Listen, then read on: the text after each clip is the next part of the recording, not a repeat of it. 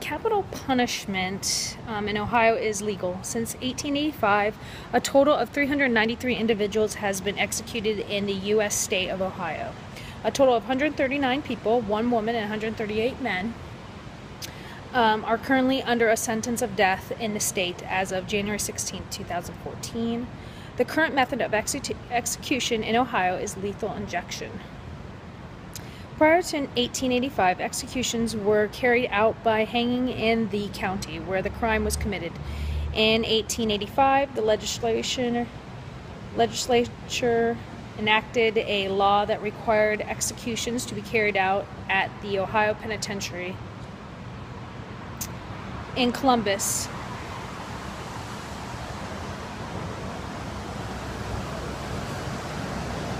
By hanging. In 1897,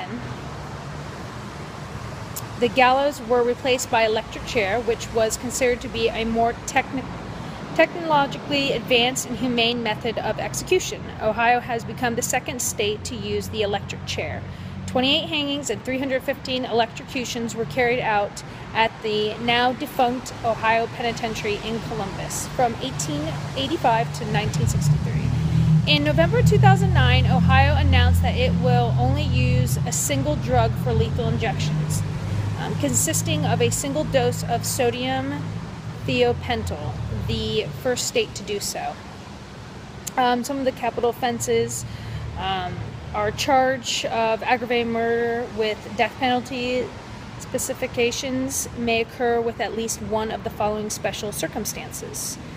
The defendant knowingly created a grave risk of death for one or more persons in addition to the victim of the offense. The murder was committed for pecuniary gain or pursuit to an agreement that the defendant would receive something of value. The capital offense was committed by a person who is incarcerated, has escaped, is on probation, is in jail, or is under a sentence of imprisonment. The offender in the commission of the offense purposely caused the death of another who was under 13 years of age at the time of the commission of the offense, and the defendant committed the offense with prior calculation and design. The offense was the assassination of the President of the United States or person in line of succession to the presidency, or of the governor or lieutenant governor of the state, or the president-elect or vice president-elect of the United States, or of the governor-elect of the state, or of a candidate of any of the foregoing offices. The murder was committed against a witness in a criminal proceeding to prevent the witness from appearing or for revenge.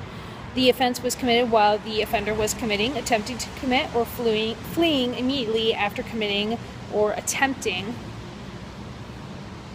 to commit terrorism. Some of the unsolved murders in Ohio. Police are searching for a current serial killer who is suspected of murdering at least 8 prostitutes throughout the state.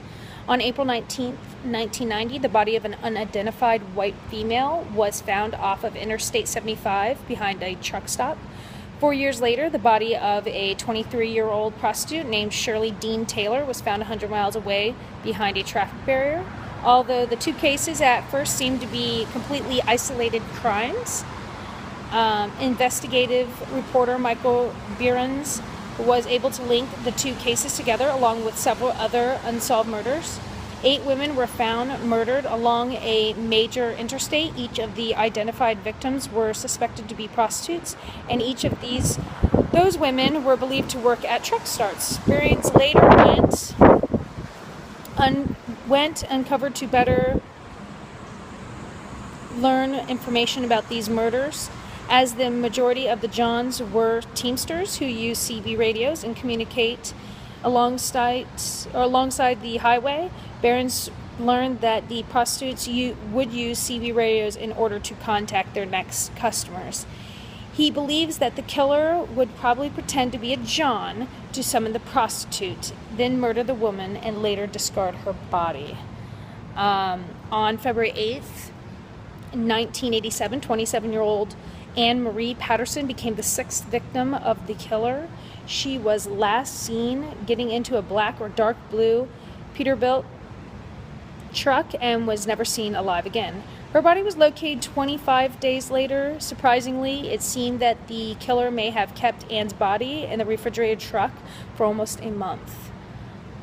Barron soon determined that the first victim of the killer was a woman who was found in 1981 and has never been identified. Then during the next 9 years, 7 more women's bodies would be found, all suspected to be victims of the same killer. Barron believes that due to the locations of the bodies, the killer may have been a former police officer or security guard.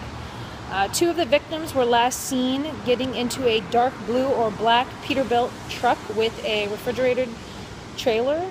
His possible CB handles are Dr. No, Stargazer, and Dragon.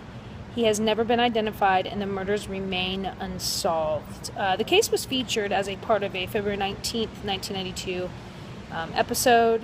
The results were unresolved. One of the 3 unidentified women was finally identified in 2010 as Paula Beverly Davis. Another one of the unidentified women was identified in February of 2013 as Sharon Lynn Kazerksi, who had vanished in October of 1989 from Florida.